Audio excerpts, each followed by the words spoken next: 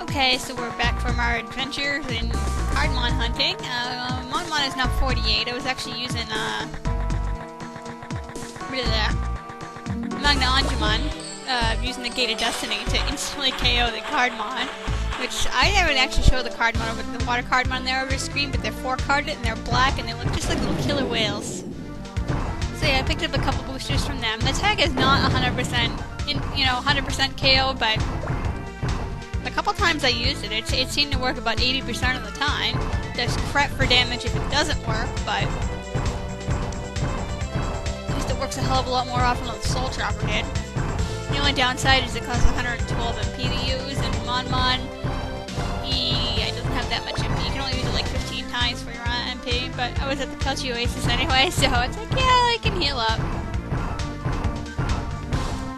Now we're actually not going to go to Central Park. We're actually going to take a slightly shorter route on the circuit board here, and that will actually give me an excuse to make a pit stop to open said boosters. Because I hate these circuit boards, I really do. And it's a pain in the ass editing through them. So yeah, we're here instead. We've been on that path before. It's much shorter. Because the other two Central Parks, you have to go take the long route. So anyway, we're going to make a pit stop in the nearby city to open some of those boosters. Well, by some I mean all, but you know what I mean. Yay! I haven't yet decided what I'm going to do once I finish this epic weapon quest, and we're getting close to being done here, so... but... I'm going to make a video about that, but you have already long since seen it by the time I actually post this one. I don't know why the hell I'm talking about it, because I'm about a little less than 2 weeks ahead right now. Videos. Well, actually no more than that, because I have like 12 parts I gotta edit. Well, I mean 12 like recording segments. Doesn't necessarily mean. Yeah, I kicked a random tree, so...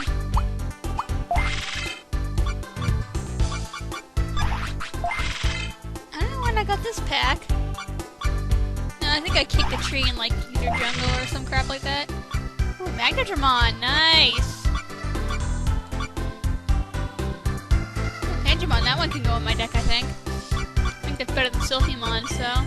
Under Vicious Hacking, which is good. Ooh, another Vicious Hacking. Ooh, War Greymon! Alright, this is looking good here. Magna Digimon.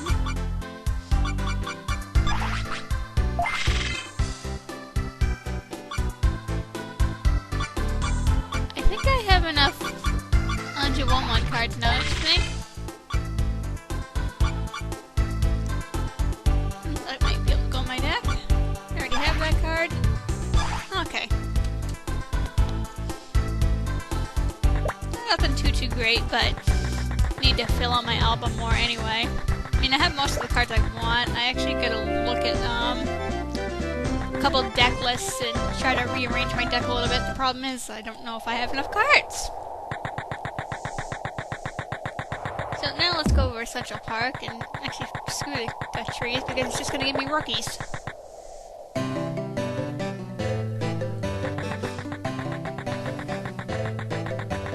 Yeah, it's been a while since we cut through this place. Jeez, all the memories. I remember we were back and forth here like 8,000 times between the stupid getting the blue card from the Digimon and the right after that, going back and forth with the stupid Sepik mask, which for some reason we still have in our inventory. I mean, I know it's probably, part of the game's programming to make it a key item, and that they make it so, key items never removed from your inventory because, well, they're key items that you can't get rid of. So I think it's more of an oversight than anything else, but when I saw that, I found that funny. It's like, yeah, we kind of gave that away.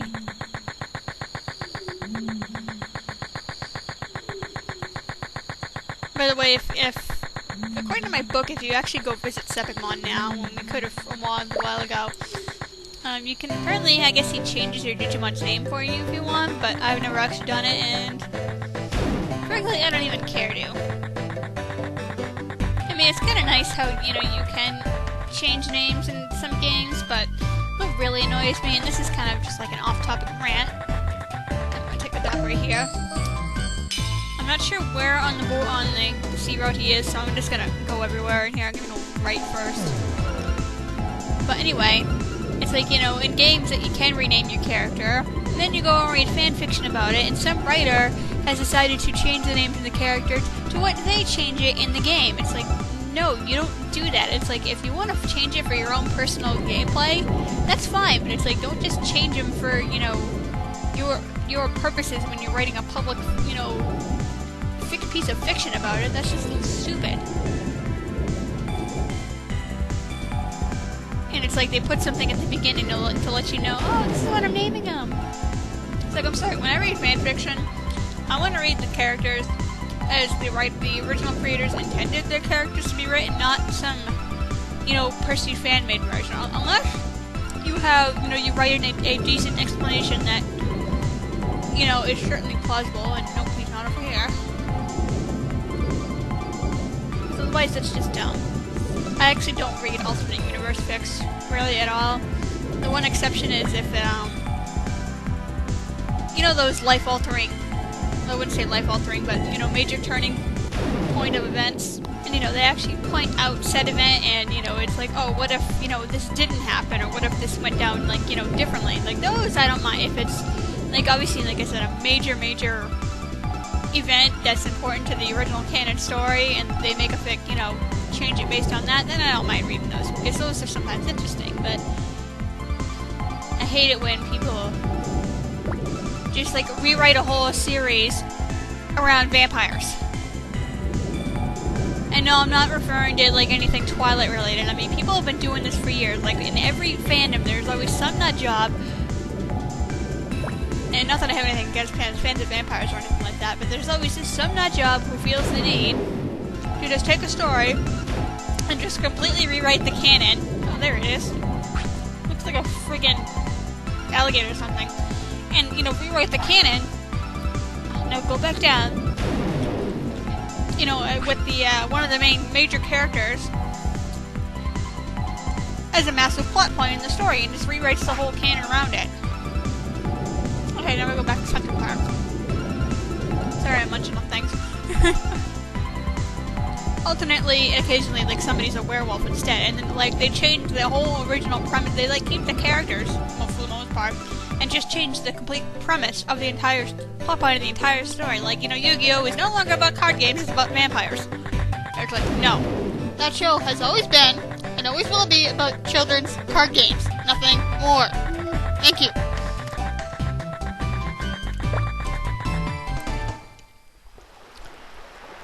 So now our next pit stop is once again the Kulon Mine. Now we're gonna go to this server this time, but it actually, it's like 14 minutes in this damn recording. How much you want to bet it's gonna be under 9 by the time I'm done? But anyway, because it doesn't matter which server you go to the armory, the Kulon Mine armory in, we're gonna go in this one just to make our lives much easier.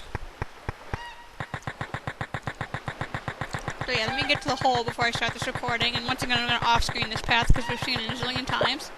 And I'll meet you over at the armory. Yay! Hooray for children's trading cards!